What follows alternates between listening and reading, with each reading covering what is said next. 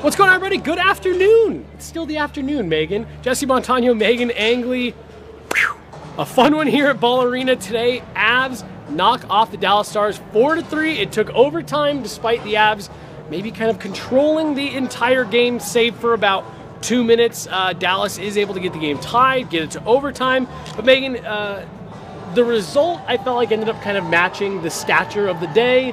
Mikko Rantanen's return to Ball Arena, not to mention massive playoff implications in this game. Regardless, this was a really fun one here at Ball Arena today, and it felt like for the first time for me, like, oh, playoffs are right around the corner. No, it certainly did, because I think this was a Dallas Stars team that also came hungry for this matchup. There were motives on either side. Yeah. Playoff implications, I think, were felt on both sides of the ice as well. Just in doing the Dallas room afterwards, hearing you talk about the Avs room, I think both sides acknowledge that any path to the cup involves going through the other. Yeah, Cale Makar was very adamant about that. You know, was asked like, hey, you might run into these guys. He's like, no, we will run into these guys no matter what. Even if something crazy happens here down the stretch and somehow they don't meet in the first round, I tend to agree with Cale that I think if you want to win a Stanley Cup and you're one of these two teams, you are on a collision course towards the other. Fun game, though. Just we're going to change up post-game a little bit today. Megan and I have each come up with questions for each other. But before we get into that, I just wanted to give you a chance, because this was a really fun game that, for my money, was maybe one of the better games that we've seen from the Avs in a while. I'm not going to say the best. One of the better ones we've seen from them in a bit. Well, we all know that things fell apart a little bit in the third period in kind of the final moments. And so setting that aside for a second, we should still acknowledge that that happened. Yep. This is such a complete effort. Lines 1 through 4, yet again, the top 6 who struggled a little bit in Calgary seem to be clicking a lot more. Jonathan Drouin back on the top unit on the power play, and it shows dividends. He converts with a passing play to help set up the Chushkin/Netchus. Am I getting the shot right, or is it Makar out high? It was Makar out high. Makar out high. Netchus tips it in, and I think that it's just great adjustments from one game to the other that I see come to fruition in this game, because the depth was great in Calgary, and I felt that continued to click. And so I like the word sustainable in what I saw today. It felt like something that they can execute for a full 60. Obviously, things kind of unravel in the final moments. So there's a reason this process serves them. When they stray from it even for a little bit, it will cost them, it will hurt them. But when they stick to the process, it's hardworking, and that's why they controlled this game throughout in terms of the possession, the shots battle, nearly doubled. They just limited Dallas's chances in such a stifling way. Great goaltending yet again from Scott Wedgwood. I think defensively they stepped up because Josh Manson wasn't in the lineup.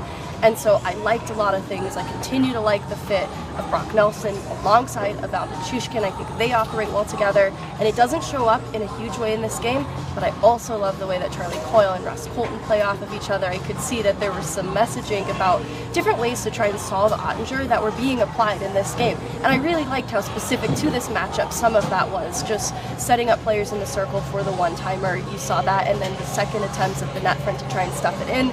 And it just felt like this was a team that had a really solid game plan, which is what Pete DeBoer does very well in a playoff series.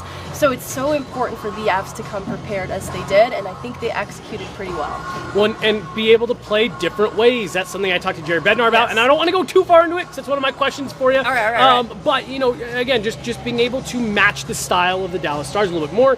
Talked about Ross Colton, Charlie Coyle. They don't get rewarded, but it was the second period in particular where they had several dangerous chances that, you know, an inch this way or that way, and they are on the score sheet. And then last thing, based on what you said, Erik Johnson gets the big hat in the locker room after, and you know, kind of funny, you know, doesn't majorly factor in on any of the Avs' big moments, but to your point, Josh Manson comes out of the lineup kind of at the last second. Erik Johnson draws in, and I thought he was good tonight. Like, we haven't seen a, oh my goodness, Erik Johnson game yet in the 3 or 4 that he's been in now since coming back.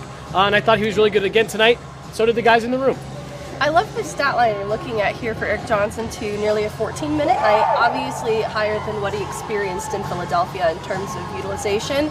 And I like the on again, off again, in a game, out of game kind of thing. With Josh Manson out, I think that we're just going to see this D group stay together for a little bit here. But he registers a shot on net, 2 additional attempts blocked, a missed shot, a hit, and 2 takeaways in his less than 14 minutes on the ice. That is a player who made an impact in a positive way, eating up pretty significant minutes, especially having not maybe even playing regular hockey through this point.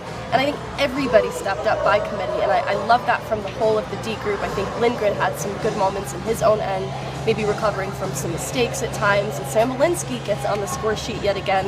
I think he's making a strong case to be someone that should stay in the lineup when they do have this rotating cast at full health. Yeah. All right. Well, we're gonna talk through all of our questions if we don't get to them. So why don't you start? So first true. question for you. We can't help ourselves. First question to you, Megan. I got excited. Okay. I wanted to talk about the top 6 on the heels of what was a little bit of a quiet game in Calgary. How did you think that they responded? And specifically keying in on that second line, which has some new personnel. How do you think it's coming together? Well, so, it's so funny. I had some conversations there with people about Brock Nelson after the game, and you and I were talking about him upstairs. I think he maybe hasn't popped in terms of he's not filling the net, but I think he just fits so well next to Val Nichushkin. I've made the joke a couple times tonight to anybody who will listen. When was the last time you remember seeing Val Nichushkin score a goal with somebody else screening in front? I just think he adds such an interesting element, such an interesting dynamic to that second group. And I felt like, Jared Bednar talked about it in his post-game presser that having that ceremony before the game kind of helped set the tone for the energy in the building. Nathan MacKinnon, a 3rd straight game where he's kind of held in check. But I just do think that he continues to be that emotional, his feet are going, the top line is going. I thought they got off to a great start, the Avs. And I thought a lot of that was driven by the fact that the top 2 lines came out and just jumped all over Dallas early. Dallas is able to score a goal, and it's the second line that comes right back and gets things even. So while they maybe weren't the contributing in the way that we normally see the top 6, I really liked them tonight, and I thought they did a lot for setting the tone for tonight. My first question for you is about the opposite part of the lineup, the bottom 6. Yes. And just the depth continuing to chip in. And you and I joke about it all the time. You're not going to get bottom 6 scoring every night. If you were, they wouldn't be your bottom 6. But we continue to see this group needing to win ways, needing contributions from all over the lineup. And it just feels like it continues to be different guys. And that's not something we were seeing earlier in the season. What have you thought of the bottom 6 and the fact that they're starting to stack points here a bit? Yeah, I loved it. Great continuation. Yeah, that's from a word. What I saw in Calgary. I liked the compete of the 4th line yet again. I think that showed through early in this game, to your point, helping to set the tone. And I think that improves the bottom line when it comes to a team that thrives off possession, because they have such a good forecheck. Whereas, in talking to some of the Dallas players post-game, that was an area of their game they thought they let up a little bit too much. And so I think Colorado having such a dominant forecheck just made it hard to contend with for Dallas. And I think that starts with the Drury line and similarly the COL line. And you can see that there was this directive to set players up from the circle like I talked about. And the way that COL was so trying hard to get Colton a chance for the one-timer on net. But, you can see they're having fun doing it. Yeah. And I think that's what I liked about the 3rd line too. And so it just felt like, going back to that word sustainable, the success that they had in Calgary, it might not show up on the score sheet in terms of goals, production quite the same way every night. But in terms of what they're doing with a relentless forecheck and winning battles and controlling possession as a result of that, that just paves the way for better ice for that top line to come on and be another scoring threat on top of it all. So I love what I'm seeing in the depth. I love the way that it's come together post-game.